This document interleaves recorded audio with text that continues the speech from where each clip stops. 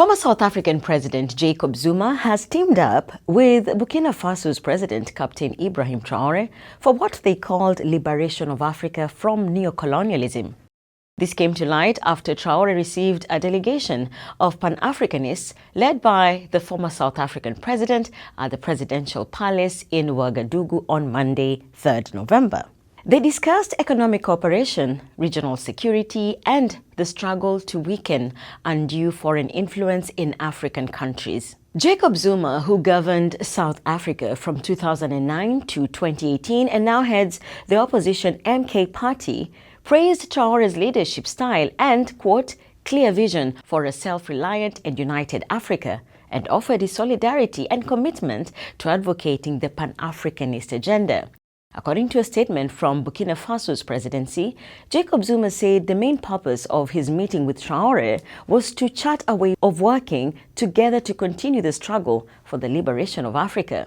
He described the discussions as productive and forward-looking, stressing the need for African countries to take control of their own resources and end years of exploitation by foreign powers, especially former colonial rulers. The former South African president was part of a larger delegation attending a major conference hosted by the African Diaspora Development Institute, ADDI, which brought together about 700 Afro-descendants for what organizers called the Grand Return.